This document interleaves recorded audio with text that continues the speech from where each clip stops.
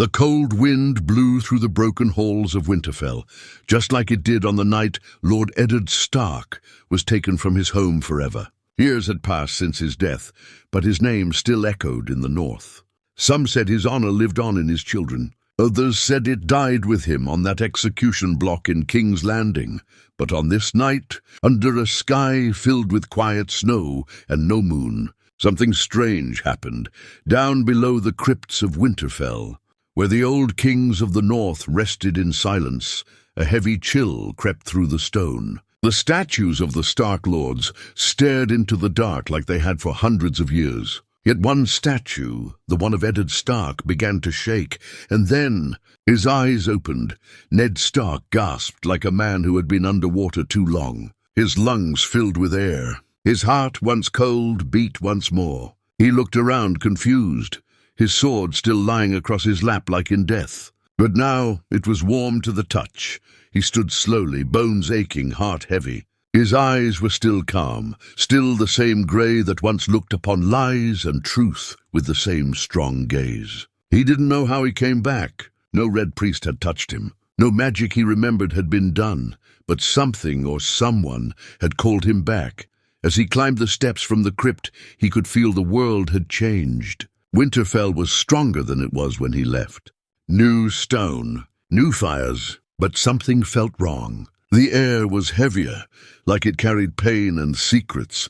He stepped into the courtyard where snow was falling gently. No guards saw him, no dogs barked. It was like the night itself welcomed him quietly, not wanting to scare the world with what had returned. He walked slowly toward the great hall, memories flashing in his mind. His daughters, Arya and Sansa, his sons, Robb, Bran, and Rickon, his wife, Catelyn, all of them. Gone or changed? He pushed open the doors. Inside, the hall was quiet. But on the high seat sat someone he didn't expect. Bran, but not the Bran he remembered. This was no longer his little boy, who loved to climb towers and talk about knights. This Bran's eyes were distant. He sat with stillness that was almost not human, a calm like deep water. Ned looked at him and knew this was something else. "You're not just Bran anymore," Ned said softly. "I am the three-eyed raven," Bran replied, his voice flat, yet somehow full of knowing. "And you're not supposed to be here." "I didn't choose to come back," Ned said.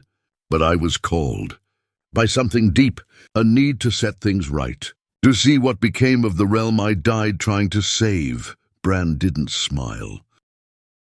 Didn't blink. "Much has happened since you left, Father. Tell me everything," Ned said. "Tell me what happened to my children. Tell me what happened to the realm." Bran slowly nodded. "Then follow me." Together they walked through the empty halls of Winterfell as Bran began to speak, not like a boy, but like a spirit with thousands of memories inside him. He told of Robb's rise and fall, of the Red Wedding, of Jon Snow, who was not his son but his nephew, of Sansa's survival and rise to Lady of Winterfell, of Arya's journey through death and revenge. He told him of the war against the dead, of Daenerys, of the burning of King's Landing, of Jon's betrayal, of the council that now ruled Westeros. Ned listened, each word like a hammer to his chest. "I died for honor," Ned said at last. "But the realm?" "The realm twisted it. My family suffered. My name was used, betrayed, bent into things I never stood for." He looked up at the sky, snow still falling. "Then I will go," he said, "to King's Landing, to judge those who sat on the throne I never wanted, those who ruled while the realm bled. Let them answer to me." And with that, the man once called the Warden of the North, the man who lost his head for truth, began his walk south once more. But this time, not to serve, not to bend the knee, but to judge. Ned Stark had once walked south with the weight of duty. Now he walked with something colder, the burden of justice. The snow clung to his boots as he left Winterfell behind, silent and alone. No banners flew, no horses followed. He needed no army. He wasn't a king or a soldier or even a father anymore. He was judgment. The land had changed. Villages he remembered were burnt husks. Castles had new lords with strange names. Some places whispered of peace, others smelled like fear. And every town he passed through, people stared at him, not because they knew who he was, but because they felt something was wrong, something unnatural. Like death itself walked among them. In one small village, a boy pointed at him and whispered, "That man's eyes are made of stone." Ned didn't speak. He simply kept walking. His first stop wasn't King's Landing. It was the ruins of River Run, where he once trusted Catelyn's family, the Tullys. But what he found was silence. The castle stood in ashes, blackened banners. The river had turned red long ago. He met a lone soldier there, old, drunk, half-mad, who told him of how the Freys had betrayed Robb Stark. The Red Wedding, the murder of Catelyn. Ned listened, said nothing. But when he stood at the riverbank, he whispered her name. Cat. His wife had died, screaming for their son, for their family. For him, he moved on. There was no justice left in River Run. As he approached King's Landing, the air grew thick with heat, not snow. The city, once glittering with gold, now looked tired. Half of it had been rebuilt since Daenerys burned it down. The other half still carried scars, blackened stone, empty towers. Refugees filled the gates like beggars, and yet the Red Keep still stood, the symbol of power, of betrayal, of everything that had gone wrong in the realm. Ned didn't knock. He walked straight through the gates. The guards stopped him. "Halt! Who are you?" He looked at them, and his eyes, grey, lifeless knowing, made them step back. One of the guards stammered, "You look like—" "I am Lord Eddard Stark of Winterfell," he said simply. "That's impossible," the other guard whispered. Ned didn't draw a sword. He didn't need to. His voice was enough. "Tell the council. Tell them the dead has come to speak." They didn't stop him after that. Inside the throne room, the great council now sat where kings once ruled. Lords and ladies, old and young, sat on benches like they ruled a court. But it was a court, built from ashes and regret. On the Iron Throne, or what remained of it, sat Bran the Broken, his face still calm, still unreadable. He had come before Ned. He knew he would. He had seen it. Tyrion Lannister was there too, now old, his face full of lines carved by guilt. Sansa was present as well, queen in the north, dressed in deep greys, her hair like her mother's, her eyes sharp. They all fell silent when Ned entered. It was like time broke. Sansa stood slowly. "Father." Ned looked at her, and for a moment his face softened, but he didn't smile. "Daughter." "You look like her." Sansa nodded, holding back tears. You died." "I did," he said. "But the realm hasn't finished with me yet." Bran's voice echoed through the hall, cold and strange. "He has returned to judge us." Whispers broke through the benches. "A dead man judging the living? Madness." Tyrion stepped forward. "My lord, I cannot explain how or why, but if it truly is you—" "It is," Ned said, cutting him off. "And I've come not to understand, but to reckon." He walked slowly, his boots clicking on the stone. "You all knew who I was, what I stood for. You saw me die for truth, for honor. You saw my children suffer. You watched as the 7 kingdoms fell into chaos, war, fire, and betrayal. And now you sit here, pretending peace has returned. But peace built on blood is not peace at all," he turned to Tyrion. "You advised kings and queens who burned children alive." He turned to Sansa. "You let your brother be exiled, though he was the truest of us all." He turned to Bran. "And you, my son. You see all things, yet do nothing." The silence in the hall was like ice cracking. Sansa stepped forward, her voice shaking. "We did what we had to do, father. We survived." "Survival is not justice," Ned said. "You think I came back to forgive?" "I didn't. I came back to weigh the realm's soul." Bran's voice was still as ever. "Then judge it, father. We are listening." Ned looked around. Lords who bowed to the Mad Queen. Lords who bent knee after knee to survive, never standing for what was right. Some looked away. Others met his eyes. "You may call this a council," Ned said, "but I see only masks. You all feared the fire, so you fed it. You all feared the dead, so you forgot the living. You built a kingdom of silence, not of truth." He walked toward the Iron Throne, looked at it broken, melted, a chair made of swords. That's all it ever was. Power through fear. He looked back at the council. Westeros was meant to be a realm of men and women who stood for something. Not this. Then he said the words that made them tremble. I will judge each of you, one by one, and the realm will remember. Not the stories you wrote, not the lies you buried, but what the dead saw when they returned. What the dead saw when they returned. The Red Keep had seen kings crowned and heads rolled, but never had it seen a dead man stand in its court, calling the living to answer for their sins. Ned Stark stood at the center of the throne room, eyes like frozen steel. Around him, the council shifted uncomfortably. The silence was thick. You could feel the shame crawling beneath their robes. I will not be long, Ned said. Truth doesn't need ceremony. His voice echoed through the chamber like a ghost's whisper. Everyone could hear it. Everyone could feel it. He turned his eyes to Tyrion Lannister. You will stand first. Tyrion didn't flinch. His hair was grey now, but his mind sharp as ever. He stepped forward with that same uneven walk, that same careful look in his eyes. But today, there were no jokes on his tongue. No wine in his hand. Ned didn't ask questions. He spoke facts. You served Aerys, the Mad King's family. Then Robert Baratheon. Then Joffrey. Then Daenerys. And finally, you served Bran. How many times did you switch sides, Tyrion? I switched to survive, Tyrion replied. And how many died while you survived? Tyrion blinked. Too many. You burned your city, Ned said. You freed a queen who turned it to ash. And when your guilt finally caught up with you, you had Jon Snow murder her. Then you named yourself Hand again. Tell me, how does a man keep failing upward? Tyrion didn't speak. You are clever, Ned said. But clever men have cost the realm more blood than fools. You told me once that I wasn't made for the Game of Thrones. You were right, but neither were you. You just played it longer. Tyrion's eyes dropped. I made peace. No, Ned replied. You made quiet, not peace. There's a difference. Tyrion bowed his head. Then judge me. I already have, Ned said.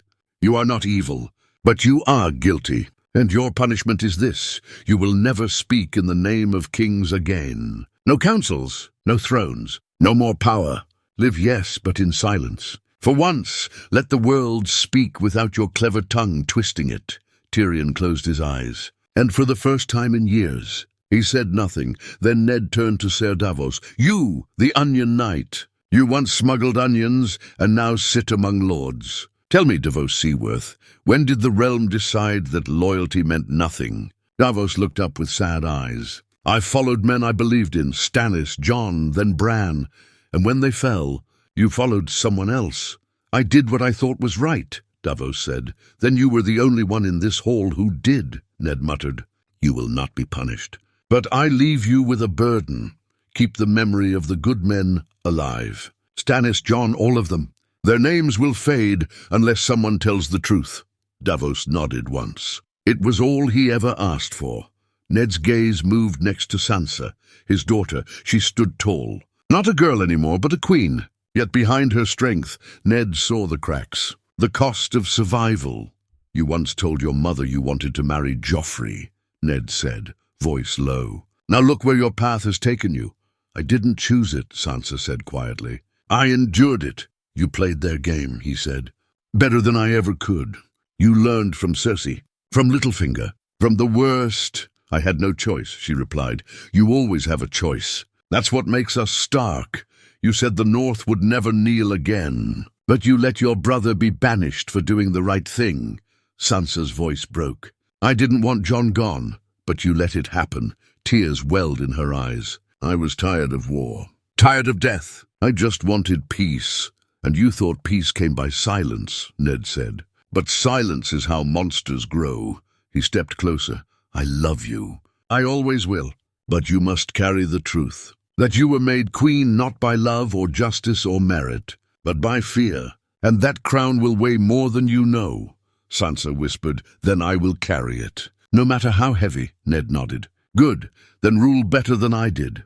He turned slowly now and faced Bran, the three-eyed raven, his son.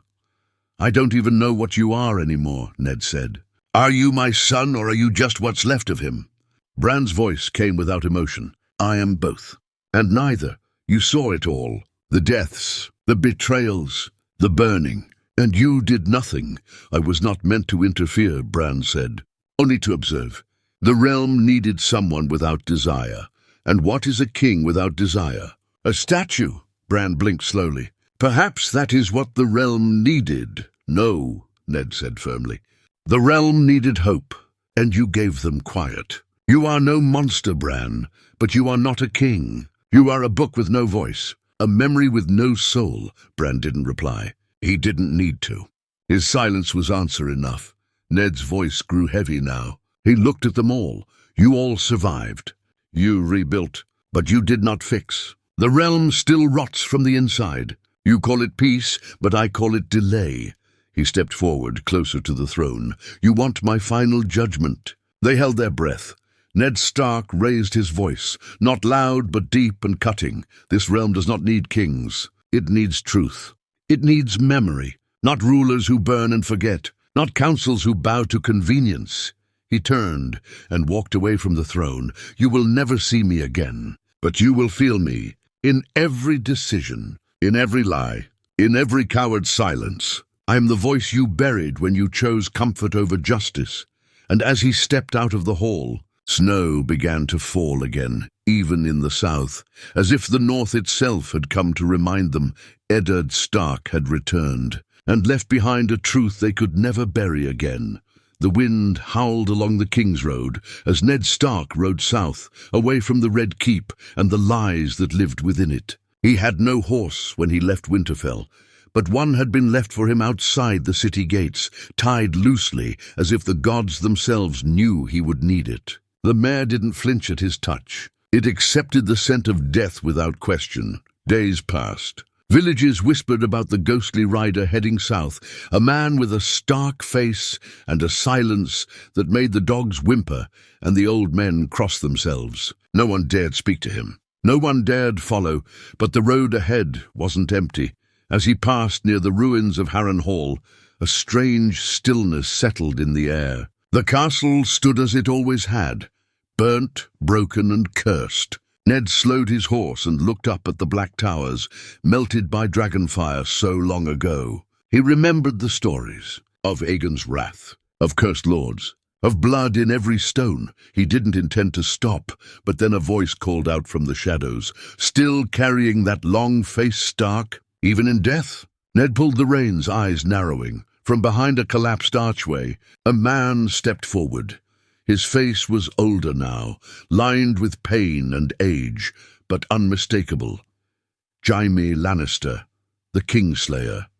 He was missing his golden hand. His clothes were torn. A limp followed him like guilt. He looked more like a lost sellsword than the proud lion he once was. You should be dead, Ned said flatly. So should you, Jaime replied with a faint smirk. But here we are. Ned dismounted slowly, never breaking eye contact. You fled the council. I didn't want to be judged by them, Jaime said. I wanted to be judged by you, Ned tilted his head. You always did have a strange sense of honor. I never claimed to be honorable, Jaime muttered. Only honest. They stood in silence for a moment, just two ghosts from an older world. Why did you come here? Ned finally asked. To confess, Jaime said. To die? Maybe both. Jaime stepped closer, limping slightly. You think I don't remember what I did? To your family? To your honor? I pushed your son from a tower. I stood by while your wife was murdered. I fought for mad kings, mad queens. I betrayed every oath I ever swore. Ned didn't speak. Jaime's voice cracked. But I also saved a city. I loved my brother. I freed Tyrion when no one else would. I tried, gods help me, I tried to be better. But no one ever forgets the bad, do they? Ned looked him over slowly. You want me to tell you you're forgiven? Jaime shook his head. No, I want you to tell me the truth.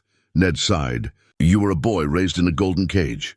Taught that power made you right. You laughed at the things I stood for, honor, duty, because they looked weak to you. But now you've lived long enough to see what power really costs. Jaime lowered his eyes. Everything, Ned nodded. You are guilty, not just for the things you did, but for the things you let happen. Jaime's jaw tightened. Then punish me. Do what the others never had the spine to do. Ned looked around at the scorched stones of Harrenhal. You've punished yourself. You carry it every day. That's worse than death. Jaime looked up, surprised. But that doesn't mean you get to walk away free, Ned added. You owe the realm. You owe the children you orphaned, the vows you spit on, the lives you helped destroy. What do you want me to do? Go north, beyond the wall, alone, live in the cold among the ghosts. No throne, no name, help no one, speak to no one, let time forget you. And when you die, there will be no songs. That is your punishment. Jaime blinked. A part of him wanted to argue.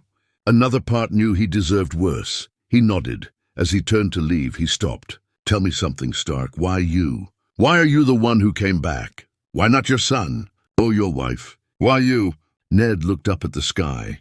Grey clouds rolled low, heavy with snow even this far south. Because I was the one who let it all begin. I stayed silent when I should have screamed. I kept a secret to protect a king's bastard and lost my own head in the process. I tried to play the game with honor, and I lost my own head in the process. I tried to play the game with honor, and I lost. He turned his eyes back to Jaime, and now the realm remembers me as a fool. But before it forgets completely, I came back to remind them what truth looked like. Even if it hurts, Jaime said nothing else. He mounted a stolen horse and turned north. He didn't look back. Ned remained, staring into the ruins of Harrenhal, thinking of all the men like Jaime, proud lions with bloody hands, broken wolves who had to become ghosts to find peace. As night fell, he rode on, but the shadows were getting thicker now. And somewhere ahead on the road, someone else waited. Someone who still believed they were innocent. Someone who would not accept Ned's judgment quietly. The cold followed Ned Stark like a second shadow. But the wind had changed. It no longer smelled like snow and ash. Now it carried the faint scent of fire. Old, buried but not gone. He had left Jaime behind with silence. But what waited ahead would not be silent. The whispers began as he neared the ruins of Dragonstone. Fishermen spoke of strange lights in the sky, of a voice that echoed from the cliffs during the darkest hours of night. Some said a dragon's cry had been heard once more. Others claimed they saw a silver-haired woman walking the shore, barefoot, eyes like burning moons. Ned followed the signs. The sky above Dragonstone was grey and sickly, like it held its breath. Smoke curled from the mountain, not from a forge, but something deeper, older. He reached the old castle's gate, long abandoned. Moss crawled across the stone like veins on a corpse, but the heavy doors were open. Someone was waiting. Inside, firelight flickered on the ancient walls. Shadows danced on dragon carvings and the melted remains of old thrones. The heat pressed down on Ned like a memory, and there she stood, Daenerys Stormborn, alive or something like it. Her silver hair flowed behind her like a ghost's veil. Her skin was pale, but her eyes, those violet fire-touched eyes, burned brighter than any torch. She wore no crown, no armor. Just a simple robe red as flame. She looked at him as if she had known he was coming all along. So, "The quiet wolf returns," she said, voice soft yet sharp. "I saw you die," Ned replied, cold and steady. "Struck down by the man you loved. And yet here I am," she said. "Just like you." He stepped closer. "Why are you here, Daenerys?" She smiled, but there was no joy in it. "Because fire doesn't forget. The world burned when I died. My dream, my justice, my birthright, all turned to ash because I believed mercy was weakness. You slaughtered a city," Ned said. "You killed children. I freed them," she snapped. "From chains, from tyrants, from their own fear. You burned them," he said, her eyes narrowed. "And what did your honor win, Lord Stark? Your head on a spike? A broken kingdom. I tried to change the world. You bowed to it." Ned didn't flinch. "I died for the truth. You lived for a lie." She stepped closer now, eyes blazing. "And yet the world kept going. The lords found their new rulers. The thrones were rebuilt. The lies were repainted. You think you're here to judge me, Stark? No, you're here because the world doesn't know what to do with people like us. You were a queen," he said. "You could have healed the realm." "I tried," she hissed. "But they didn't want healing. They wanted obedience. And I gave it to them in fire." There was silence between them, hot and heavy. "You think your death made you clean?" she asked. You kept the secret of Jon Snow's blood. Let me believe he was nothing but a bastard. You could have saved us both. I kept the secret to protect him, Ned said. I never imagined it would lead to you. It led to everything, she whispered. She walked past him now, toward a broken window. The sea roared below, waves crashing like thunder. They call me Mad Queen, she said. But the madness wasn't mine. It was the world's. They cheered when my dragons burned slavers. They clapped when I crushed tyrants. But when I did it to their own, suddenly I was evil. She turned to face him. So tell me, Lord Stark, what's your judgment? Ned studied her. Her face was not the same as it had been in the stories. There was no cruelty now, just a deep, endless sorrow. You are not mad, he said quietly. You were broken, and no one stopped you. Not Tyrion, not Jon, not the realm. He took a breath. You were used, then feared, then killed. A flicker of emotion crossed her face. But that doesn't make you innocent, he added. It only makes you tragic. She closed her eyes. I am tired, she said. I thought I'd come back to reclaim something, but there's nothing left. There never was, Ned said. Not for people like us. She opened her eyes again. Then judge me. Ned stepped forward slowly. His voice was low, like a father delivering a final truth. You will not rule. You will not fly. You will remain here as in Dragonstone, not as queen, but as keeper of the past. The realm must never forget what power without restraint looks like. And if I leave, then I'll come back, he said. And next time I won't speak. Daenerys nodded slowly. She didn't cry. She didn't scream. She simply turned, walked into the shadows of the hall and disappeared. Ned stood alone for a long moment, watching the fire burn in the hearth. Not wild, not out of control, but steady, a symbol of what might have been. Then he turned and walked away. As he left Dragonstone behind, the world seemed quieter, but he knew what came next.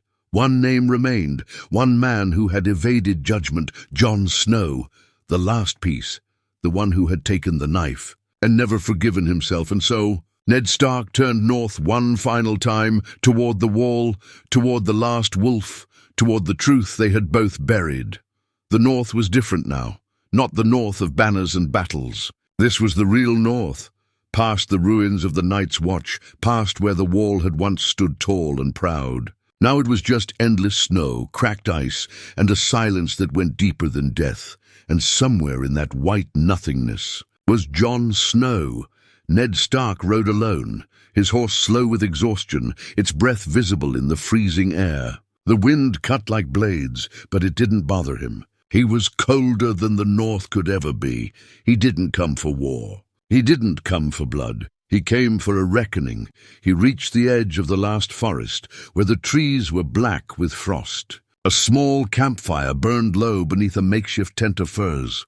A single figure sat near the flames, staring into them like they were the only thing keeping him from falling into the abyss. Jon. Ned dismounted without a word. The snow crunched beneath his boots. Jon didn't turn. You're late, he said quietly. You knew I'd come. Ned asked. I didn't know, Jon said. I just felt it. Ned stepped closer, studying the man before him. Not a boy, not a bastard. Just a man who had carried too much for too long. Jon finally turned his head. And when he saw Ned, his eyes filled, not with fear or shock, but a deep, haunted sorrow. You're really him, Jon whispered. I am. Jon stood slowly, the weight of guilt in every movement. Then say it. Say what you came to say. Ned didn't speak. Not yet. He just looked at the boy he raised. The boy he lied to. The boy who became a man with a crown he never wanted, a burden he never asked for. You killed her, Ned finally said. Jon's face tightened. I did. She loved you. I know. She trusted you. I know. And you put a knife in her heart. I know. Jon shouted suddenly, his voice echoing through the frozen trees. Do you think I haven't played that moment in my head every single night? Do you think I wanted it? That I did it for power? Ned's voice remained steady. No, you did it for the realm. Jon fell silent. The fire crackled between them. I didn't come to punish you, Jon, Ned said. I came to see what you became. I became nothing, Jon whispered. They sent me here to disappear. To fade. And yet you didn't. John sat back down, eyes on the flames again. I had to choose between love and duty. You once said that was the hardest choice a man could make. I never understood it. Until I held that knife. Ned walked to the fire and sat across from him. I told you lies, he said. I said you were a Snow. I let you grow up with shame that wasn't yours. Because I thought it was safer. I thought I was protecting you. John looked up, eyes red. And it broke me. Ned nodded. Yes, it did. There was silence again, but this time not empty. It was full. Full of things neither of them had ever said. She wasn't mad, you know, John finally said. She was broken, I saw it, and I still couldn't stop her. I tried to believe she was what the world needed. And when she wasn't, Ned asked, I gave the world peace. But I killed the only person who still believed in me. And now? Now I sit here waiting to die, John said. Because if there's any justice in this world, I don't deserve to keep breathing. Ned leaned in slightly. You think death is justice? John didn't answer. You think I didn't want death after I saw what happened to Rob? To your mother? To my family? Ned's voice grew sharper. You think I didn't beg the gods for it when I watched the world I protected tear itself apart? John's jaw clenched. We don't get to die, Ned said. That's not our punishment. Our punishment is living. Living with the weight of choices that felt right, but still cost everything. John's hands trembled slightly. Then what do I do? You build, Ned said. You lead even if no one sees it. You teach the wildlings how to live, not just survive. You make sure no one forgets what fire and blood truly brought. You be better, because you're the last one left who remembers all of it. John looked up. And what about you? Ned stood slowly. My time is ending, he said. I was brought back to see what the realm became. And now I've seen it. I've judged it. I've judged you. John braced himself, jaw tight. And I've judged it. I've judged you. John braced himself, jaw tight. And you are not guilty, Ned said. You are burdened. And that is far worse. John's shoulders shook. He didn't cry, but the grief rose in him like a storm. And Ned saw the boy in him again, lost, searching, shattered. Ned placed a hand on his shoulder. You were never a Snow. You were never a bastard. You are Aegon Targaryen. But to me you will always be Jon, my son. For a long time neither of them moved, and then, without a word, Ned turned and began walking into the snow. Will I see you again? Jon called out. Ned didn't look back. No, but you'll feel me. Every time you choose duty over comfort. Every time you protect instead of punish. Every time you remember what we lost. The snow swallowed him, and Jon stood alone beneath the frozen sky, the firelight behind him. And the last ghost of the old world finally at peace. Snow drifted over the frozen forest like ash from the sky. Ned Stark's footsteps faded behind him, each one slower than the last. His purpose was almost finished. He had judged the liars, the betrayers, the broken kings and would-be queens. He had spoken to ghosts in golden halls and faced the son he could never claim. And now he felt it, the pull of death again. But something held him back. Not guilt, not fear, something else, someone else. The moment he stepped into the clearing near the shadow of the ruined wall, he knew he wasn't alone. There was no sound, no breathing, no footsteps, but the trees seemed to lean inward, listening, watching, and then a voice, low and cold, curled through the air like smoke. So you judged them all, every one of them, but you forgot the one who started it. Ned turned sharply. From behind the tree line, a figure emerged slowly, wrapped in a black cloak, face hidden beneath a deep hood. But when he stepped into the grey light, Ned's eyes narrowed. He knew that face, thinner now, paler, tired and worn. Petter Baelish, Littlefinger, dead, throat slit by Arya Stark's blade. Or so the world believed. You should be bones rotting in Winterfell's dirt, Ned said, and you should be dust on the steps of the great sept, Peter replied calmly. And yet here we are. Ned stared hard at him. How? I always had a way of slipping death's grip, Petter said, grinning faintly. I planned for everything. Even the day Arya came for me. She killed you. She killed a man wearing my face. A gift from the faceless men. I paid dearly for it. In gold and blood, Ned's jaw clenched. You watched the world burn. Yet while they died, I did more than watch, Littlefinger said. I made the match that sparked the fire. Jon Arryn's death? Mine, the War of Five Kings. Mine, Catelyn's heartbreak. Also mine. He stepped closer. And you know why? Because you loved no one but yourself. Petter smiled sadly. No, because I loved her. And she chose you. Ned flinched, just slightly. But Peter saw it all these years, Peter whispered. And you still don't understand, do you? You played the game with rules. But there are no rules, Ned, just winners. And bones. You destroyed kingdoms for a love she never returned, Ned said coldly. You used her death as a ladder. I climbed, Peter said, shrugging. But I also survived. Unlike you, Ned took a slow step forward. Then why come out now? Why not stay in the shadows like the snake you've always been? Because the dead are walking the realm judging kings and queens, Petter said. And if the gods truly brought you back, then maybe they want me to face you. Maybe they're giving you a chance to finish what you failed to stop. Ned's fists clenched. You betrayed my family. You lied, manipulated, whispered poison into every ear. You caused the war that killed my son. You sent me to die in King's Landing. And yet, Petter said softly, you still trusted me. Ned's eyes burned. You let me take Sansa, Petter continued. You let me stay near her, speak to her, twist her. And when I kissed her, she didn't pull away. Ned lunged. Before Petter could react, Ned's hand wrapped around his throat and slammed him into the snow-covered tree. His strength was not of the living. It came from the grave, from judgment itself. You will not speak her name again, Ned growled. Peter choked, struggling against the iron grip. Then kill me. Ned paused. He could end it. Right now. Choke the last breath from the spider who spun the realm into war.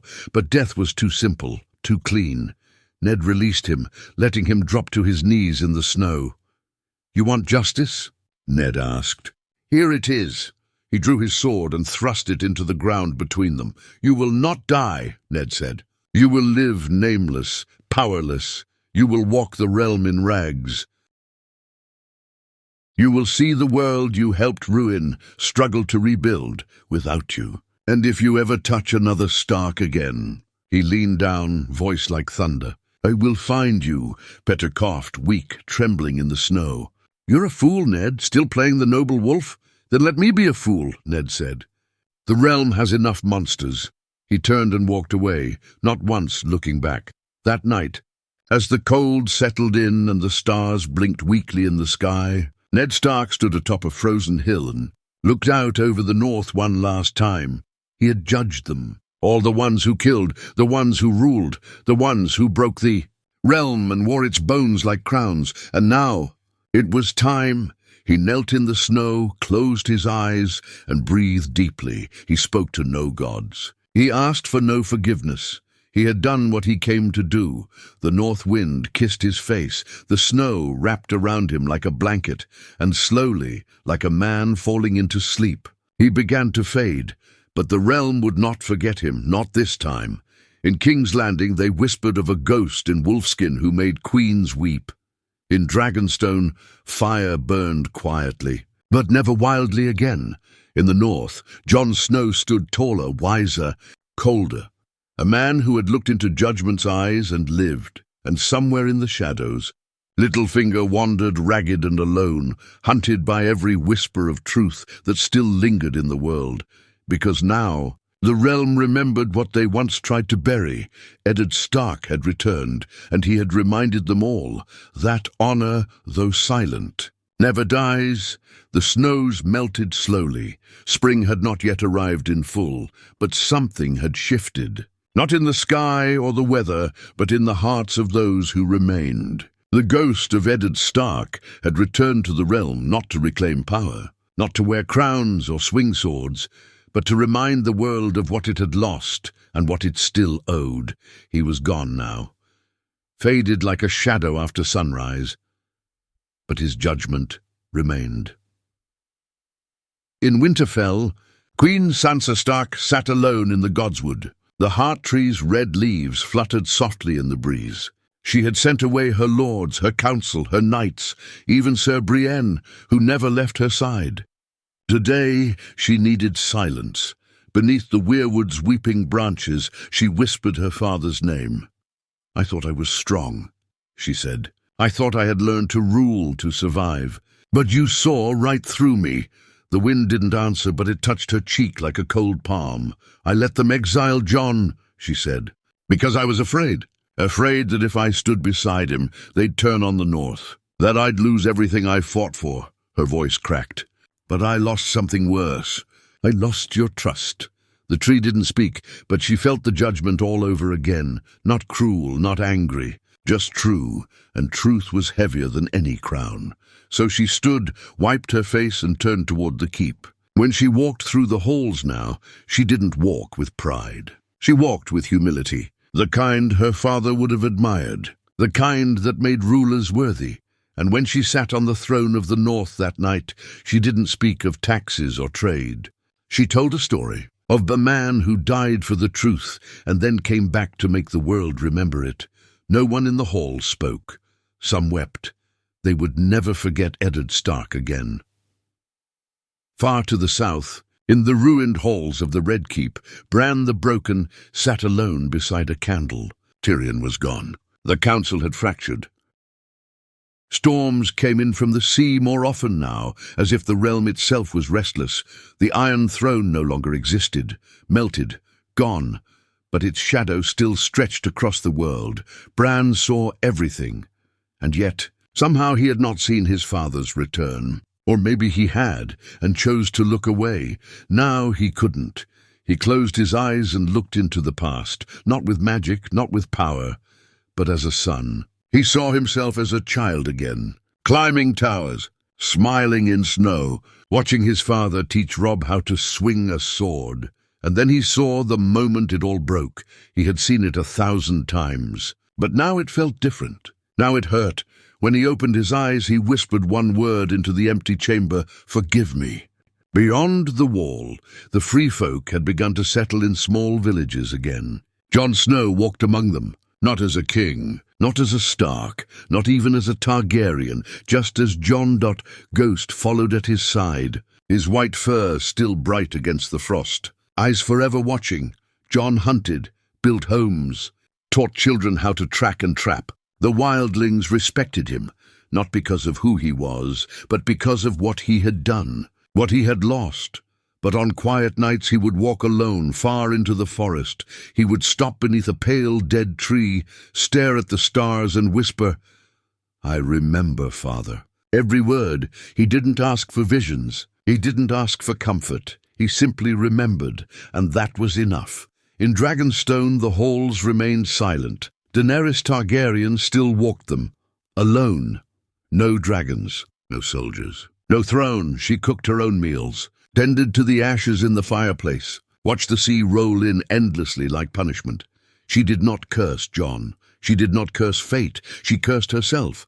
But sometimes, when the wind came through the old windows just right, she heard his voice again. Not Jon's, Ned's. Power without restraint. She wrote those words on the wall, above the broken hearthstone. Every time she felt anger rise in her chest, she looked at them, read them, let them cut her again and again. She would never rule again, but she would never forget, and perhaps that was justice enough. Far away in forgotten places, other lords felt the change too. Some resigned, some confessed. Some vanished into the snow, choosing exile over the eyes of the dead. One man, wrapped in black rags wandering the alleys of Braavos, heard the name Stark whispered in every shadow. He slept with a knife beneath his cloak, not because he feared assassins, but because he feared being remembered. And every time the wind howled, Petyr Baelish dreamed of a quiet wolf with grey eyes, watching. Time passed, seasons turned, but stories remained. In taverns and castles, they still told tales of dragons, of wars, of kings and queens and burned cities. But a new story began to spread, of a man who came back from death, not to conquer, not to rule, but to judge, to remind them what honor once looked like. They called him the Quiet Wolf, the judge of the realm, the ghost of winter, and the children of the next age didn't just know the name. Eddard Stark, they understood it, because now when a ruler lied, When a lord chose power over truth, when a queen looked at the poor and turned her back, they would say quietly, "Be careful. He may be watching, be watching."